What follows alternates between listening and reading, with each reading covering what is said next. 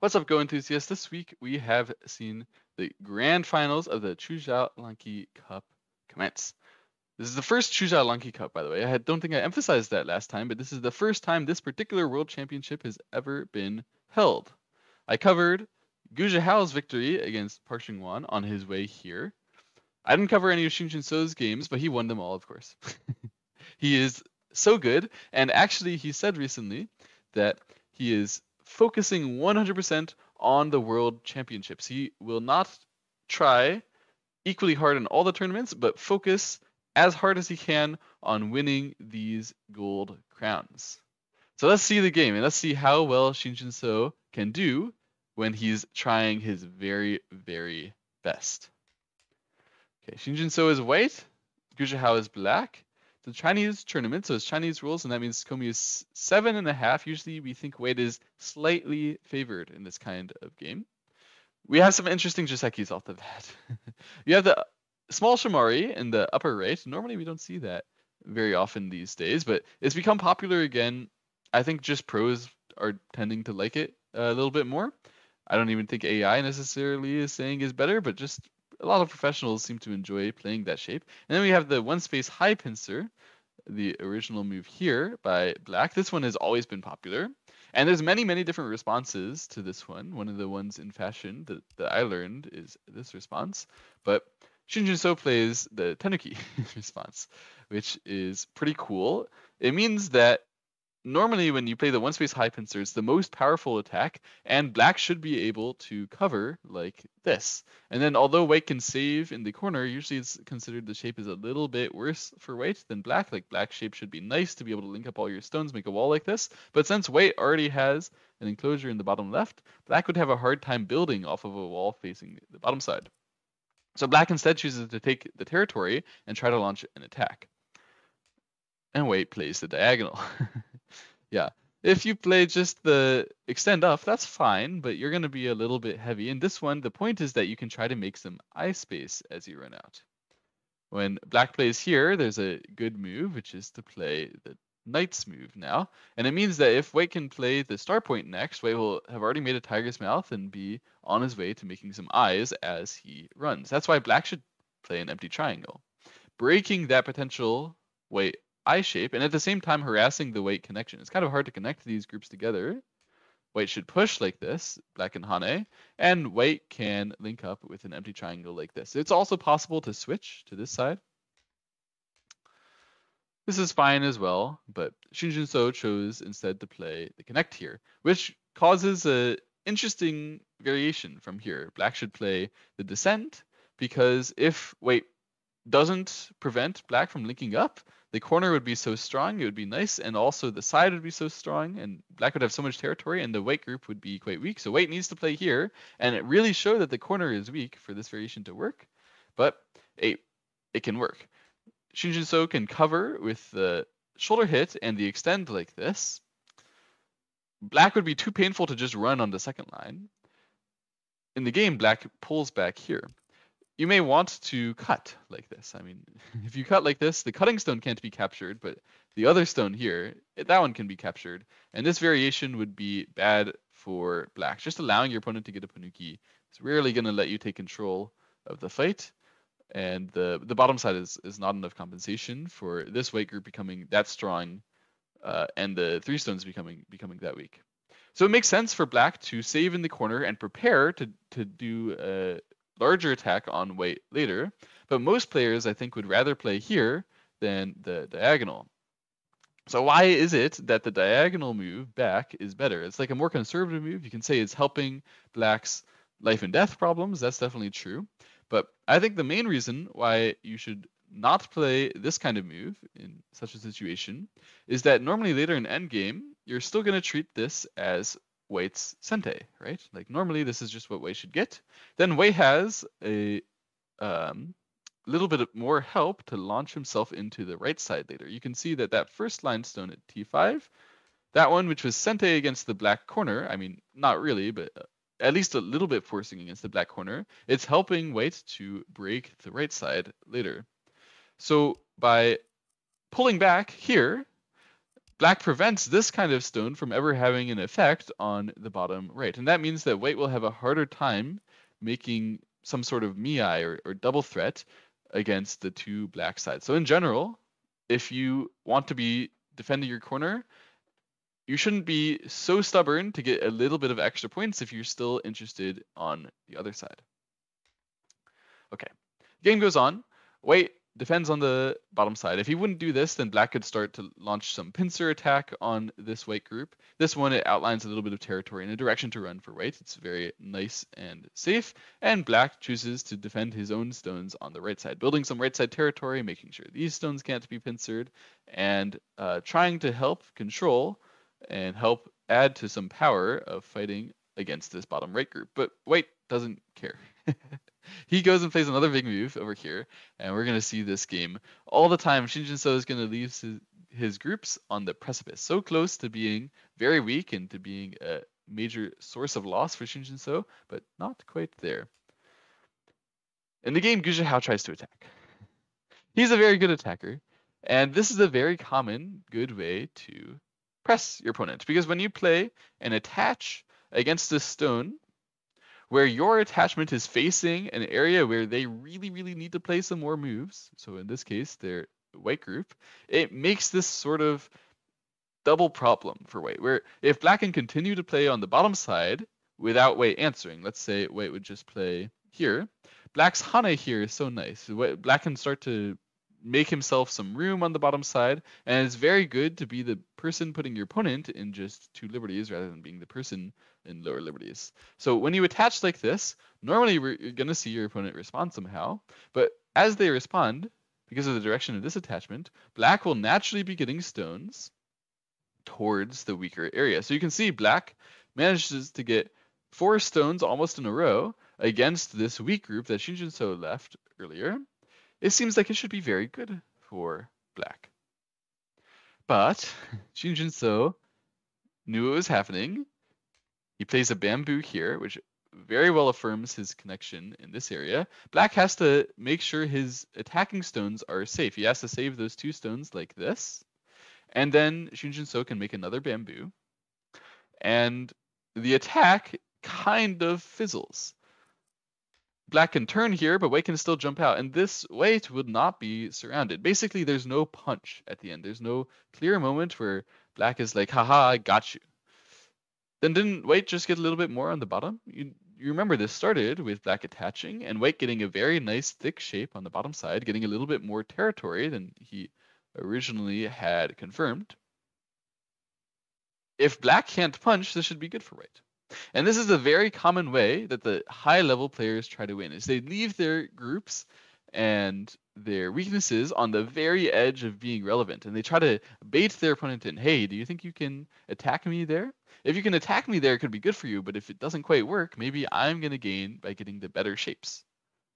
This is a situation where Quzhou's attack, it kind of just solidified white. You know, actually, white's group on the bottom side, it's a little bit safer than it was before when it was just 1 stone. And white's group on the right side is out. It's a little bit safer than it was before. Black now has 3 stones in the center, which he has to take care of. And of course, black gets a little territory on the bottom side, but it's definitely not worth losing in the initiative, where white is managing to save his groups everywhere and make his shapes beautiful. There's nothing to basically brag about what black got on the bottom side, but maybe what white did is worth bragging about. Black jumps. There's still the potential to keep pressure on those 3 stones, and there's still the potential to try to surround the group on the bottom right. So you should take care of your weak group and try to leave threats everywhere. It's definitely a good move by Quzhou. White plays the hane. Black gets the tiger's mouth. White extends. This was Shinjin-so's plan. He thought of this all as one move, and he's thinking, as he plays like this, he not only is fixing his bottom side area one more time, but it even is starting to make a shape which looks like it's a little bit too big. If this kind of thing just doesn't get harassed at all, 4th line and even up to 5th line is too much territory for the number of stones that white has invested there. So you can always feel a bit satisfied in a high-level game when you manage to outline something like this. And black always feels like, there should have been some way to avoid that, you know? Well, black starts by playing some common exchanges in the bottom left. These exchanges are an asking move, kind of, to white. Whether white wants to cut, which kills the corner, keeps the corner, but it makes it smaller, or whether white wants to extend. So the whole thing can be bigger, but later on black can live like this. It's actually a tough call. Both are very possible for white. When Quzhou exchanges these like this, white's shape, which was like looking very beautiful and big on the bottom side, now, okay, it was kind of big, but that's it. It's never going to become that much bigger. And Quzhou can be satisfied to continue to try to attack this group on the bottom right. He plays the knight's move like this. And Shinjin-so should run his group. There's many different ways to do it. Yeah, he chooses the one which I think people would most not want to play. The elephant jump. Yeah, this kind of move is very fast, meaning if black just sort of defends himself and leaves it alone, then white will have gotten a large amount of space, a large amount of room as he runs like this. He'll have gone a far distance.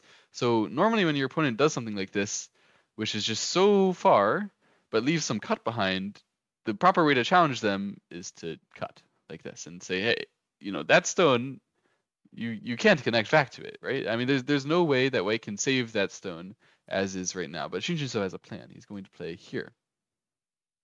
And it may look like black can just push through and still cut that one stone, and keep this white under pressure. But that's Shinjin-so's trap. And Quzhou sees it. He knows Shinjin-so's ways. He's just going to pull back here and leave white under a more large-scale pressure. If Quzhou plays like this, Shinjin-so plans to do this. It's a very common shape, the driving Tetsuji, but not in the order that this shape is usually played. Still, it's just as effective, where white manages to break out here. Although black's shape on the right side is like very big, that's a lot of territory, it's not acceptable for black that this group managed to come out and almost start surrounding the black group on the bottom. So if I had to decide which group is on offense, which group is on defense, at this point, I think white is the one attacking. That means this variation is not acceptable for black. That's why he just pulled back like this, making sure that he was solid on the outside and allowed white to cut here. That already makes one eye in this area, and white can outline a second eye over here and even can continue to run. Basically, Quzhou's best method at this point is just to surround to try to get the best outside shape that he can and allow this white to save on a small scale inside. So he breaks the bamboo. I like it. Good job, Quzhou. And white plays the hane. So this kind of defending is very, very hard to play, but Shinjin-so is very accurate at doing this. You have to try to bait your opponent to attack you as hard as they can and leave as many weaknesses as they can as you defend. And if there's any chance that you can try to save without making the second eye here, but instead by running, then we need to take it, right? Otherwise, we're just going to lose value. If we just assume that this black is thick without making sure that they have as many weaknesses as they should, then we may just sort of naturally lose control of the game as black's influence becomes a bit bigger than it was supposed to be, and they manage to take sente, and all sorts of nasty things can happen. So this is the delicate and proper way to try to save a weak group like this. Hane, ask black, hey, how can you save your stones over there? If black would cut right away, it leaves so many weaknesses. That's exactly what this kind of method of saving is asking for. Please leave those weaknesses, then let me save, then later I will use them to show you that your influence is not that valuable. So it's proper by black to pull back like this. And when white pushes here, black should be playing the pull back again like this, making sure that this white is surrounded. That's the number one course of order. White plays here. You may have wanted to connect here. Oh, I just played those two stones, so I should connect to them. But this connect is an empty triangle, and it's a very common idea. Whenever you have an empty triangle and you may want to like connect another time over there, instead you should just push here. Because then when you connect, it's a filled triangle. That may sound very silly. Like, okay, yeah, it's not an empty triangle technically anymore, but I just gave black the move which I wanted. But actually, this is a very, very common idea when you have a connection situation like this. It's almost always better to exchange the cut because it gives black the cut too at the same time. And actually, after you connect the empty triangle, if you have to connect again, it's like starting to make a big clump of stones that is not usually going to be as good of a shape as forcing black in to do their most aggressive thing, and then just saving afterwards. So in this case, black should block like this. White can push one time, showing black that there's a cut there, but white has to fall back here. There's no chance to Atari now. This Atari is very painful, and white cannot capture that stone because there is a ladder. The white should fall back like this. Black needs to answer this way, otherwise there would be some cut here. And both black groups, this one and that one, can be in trouble later. Even the cut over there is still worth something. So taking the bamboo is very nice. I like it. Good job. And wait, tenukis.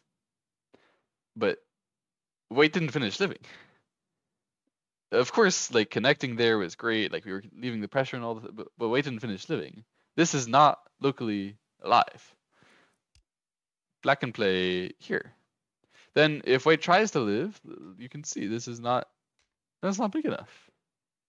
But you may be thinking, Telegraph, you're crazy. You can't attack like this. Like after white Ataris, black connects, the 4 stones are dead, so it's fine.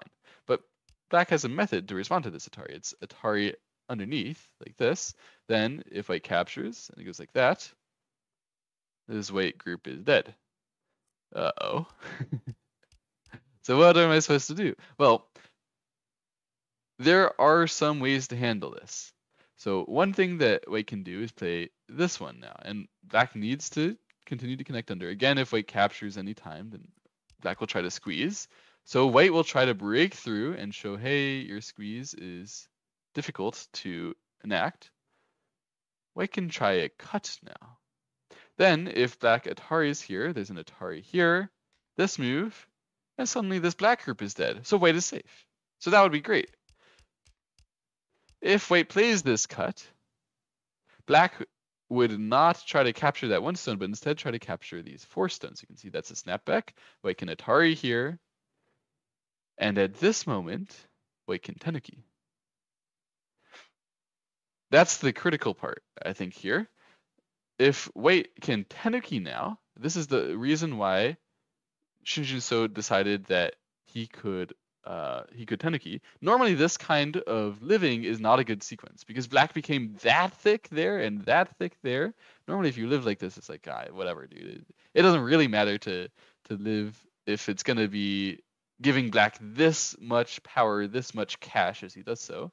But now you can see, even though black tries to attack like this, there's no way for black to attack. I can try to show a variation to show what I mean. If black tries to attack here, we can try this one. If black stubbornly is like trying to kill, you can play like that. But when white pushes here, black needs to make sure that they're still alive. This kind of clamp can come, and you can imagine white starting to try to live in the corner and steal away this black group space. This is going to be a troublesome variation for black, even though white tenuki'd even one more time. So the idea here that Shinjin So had is that the cut should be very powerful, and also white can live there. So these are both his resources to live. And so he decided he's already alive. If he can take either one, it's good enough to just leave it and say, I'll take either one in the future. For now, he can go take a really big move, reducing the black influence on the outside. Then Quzhou chose to exchange right away. He took the move on the right side, and white managed to take the living move on the bottom side. But this was actually apparently a slightly bad exchange for Quzhou. He should have actually taken this one. And apparently in the fighting here, although at this moment, if you block, there's going to be a cut, black can play here. And then if white plays this way and cut here, apparently black is going to be fine. Black can like Atari this. If black gets cut here, white gets cut here, then apparently all of these variations are fine. And then after this, white can still save, but it would be this way. And apparently this saving is like less good for white than saving with those 2 stones. So apparently it was a small loss. Okay, to me, this kind of exchange is like fine. That's like okay, I took the one which seems to be bigger, you took the one which seems to be smaller. It should be like no big deal, like Quzhou is still stable. Against Shinjin So, this kind of exchange can be the losing move. And I'll spoil it. From here on, Quzhou never got a really good chance. But it's so hard to win this kind of game. I mean, to be honest, if I'm playing as white, I don't even notice I'm ahead. Like, maybe I'm ahead, but I'm not sure. Shinji So gives his opponent no chance from here, and he even plays the way that he decides is safe. Let's see how he does it. Quzhou starts with this move. You can say it's a little bit passive, a little bit small over here. Shinji So manages to make a jump, but Quzhou isn't like done. He's going to continue trying to take territory. He actually has quite a lot of territory. This is like why I was saying it's hard to say that this white is even ahead. I mean, black has a lot of territory there, some territory there. Of course, white has some territory too, but like the difference is very small still. Only like 4 points, something like that. Shinjin So challenges again. He plays here. He's saying, hey, I can come in and reduce your territory, and I can still defend this group. And even when he plays this one, he outlines some potential eye in the center, and he looks to save those 2 stones. Black was calm. He was patient. He captured the 2 stones. This is correct. You should make sure that your group does not become weak and that you continue to keep pressure on these 4 stones. It would be very fair of white to add another move, make sure that they're safe, and Shinjin So is never fair. Itanukis. Plays away again. He says, hey, you couldn't attack my bottom right group that well. Can't attack my top group either. Show me. Show me what you can do. Quzhou, same concept. Just like before, where it was an attach trying to gain power against the weak group, it's the same thing. This time it's a shoulder hit. Now, if Quzhou gets to play extra moves here, it would be shape-wise locally good for black, but the direction is good for white to play in this area, or black if he gets to play there first. So Quzhou is satisfied to jump here, keep a lot more pressure on these 4 stones, and for most players, it's really easy to make a mistake here as white, because however you save, you have to keep like the maximum pressure that you can on black as you try to save. If you just directly try to make your 2 eyes, usually it wouldn't be that big. So it's like a counter-attacking kind of saving that we have to do right now. Jujutsu does it perfectly. He plays here and jumps. And to be honest, if I were playing, I'm going to play here. I don't understand why not. This way, if black continues to jump, then white can link up like this. It looks like this white group is very safe. Even this black group can maybe be attacked later. And white has a little bit of territory. You can argue that the shape is a little bit small for black, or for white on the top side. So you can argue that shape-wise, this might not be the most efficient thing to do, which would be enough for Shinjin to be convinced not to do it, I think. But to me, this looks very natural. To Shinjin and to AI, this is what you should do. Yeah, I mean, he's correct according to AI, but I don't understand. This way, black can link up, and now the black group is very strong, and the white group has to save in the center. What white gets is pressure, like this. So white can save his group in the center. This jump, by the way, it fixes the black's push and cut, if that would ever happen, and it looks to wedge there. So all these white stones are definitely valuable, but you can see Shinjin still is emphasizing on controlling the remaining of the part of the board and like the initiative there. He recognizes we aren't in an endgame yet, and he doesn't take the territory, even though it would be so much easier when it comes to saving this group. Now this group is going to be weak for the rest of the game. Black plays the Atari and breaks the left side. He's calm. Quzhou played this game very calmly. He never panicked, even though he got into a small deficit. He just tried to wait for his chance, allow Shinjin to make some mistake in the fighting, and come back. But Shinjin doesn't make mistakes in fighting, apparently. He plays here. It's a very annoying move, asking black to handle the cutting problems on the top side. And if black handles them very passively, white will have saved his group and look to reduce the right side with benefit. So black tries to fight back, and white needs to be thick in the center. Black plays the peep and eventually comes back to fix his cutting weaknesses anyway. If black would have ignored them, then this group could become weak. There's an attach here that was happening sometimes. So it made sense for black to eventually just answer.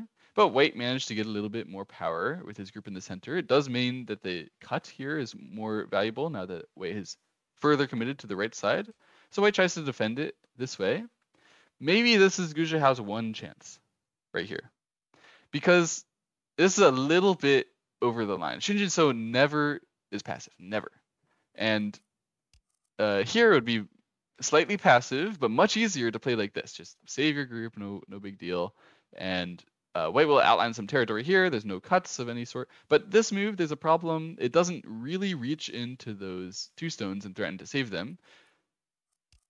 This move threatens to save those 2 stones. So this move keeps much more pressure on black.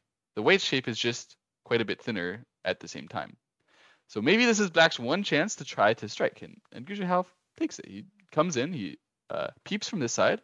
White should block, try to keep the saving pressure on, or else it didn't make any sense.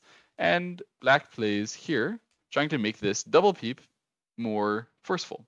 If black wouldn't do that, just immediately play here, and white answers here. Later, there's some chance for white to make some eyes in this area.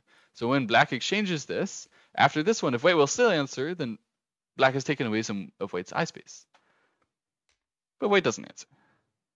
Shinjin-so is never passive, even though he's been leading the game for like all game.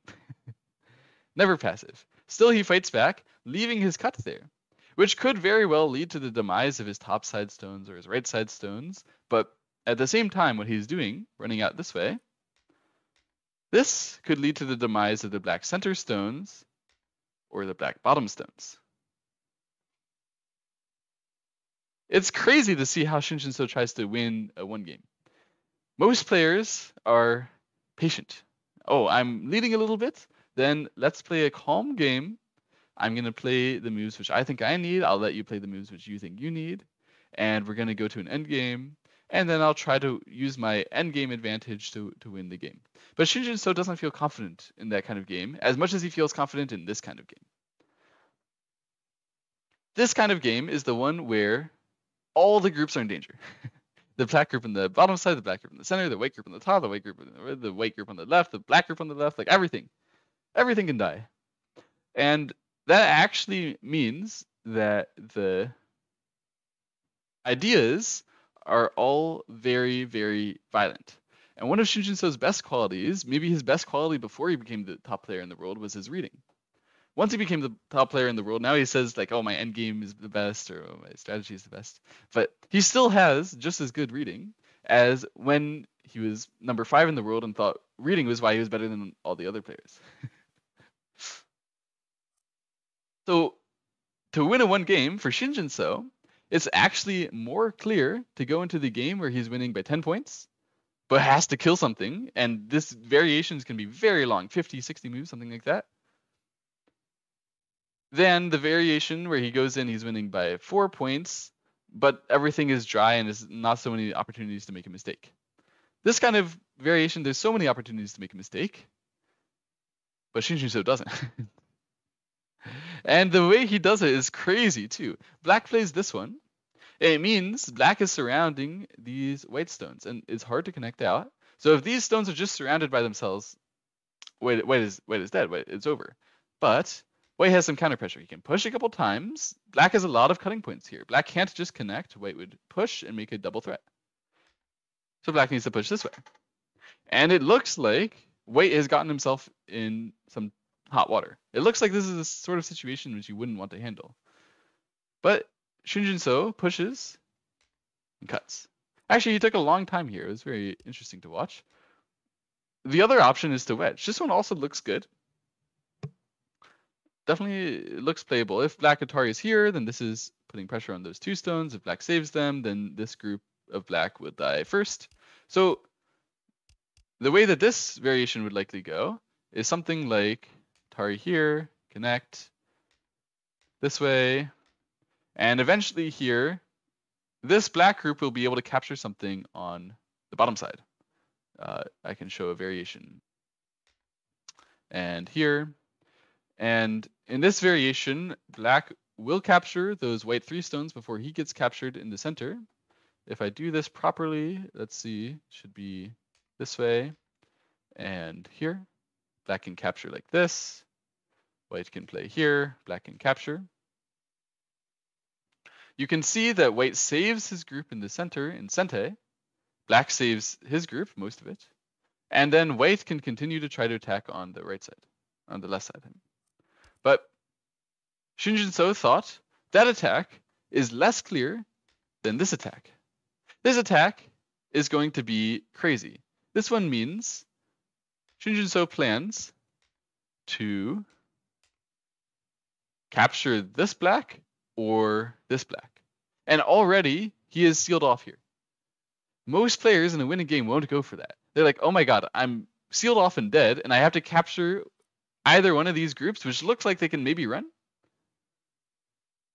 Shinjin So goes for it because he's read everything. He's read every way that black can try to save this. Quzhou can read it all too, actually. He also knows there's no way to handle this.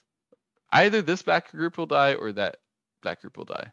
And most of the Liberty races are going to just come down to 1 or 2 moves. Black wedges here. This is a good Liberty Tetsuji, shortening some liberties of white in the center. And he plays this one. He couldn't play here, although it looks very natural to play like that because white would push here and then play this one.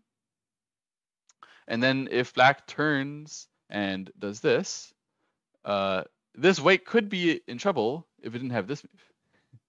And when you play there, then you can cut here, and now there's no way for black to capture this white back, and black is actually captured in the center.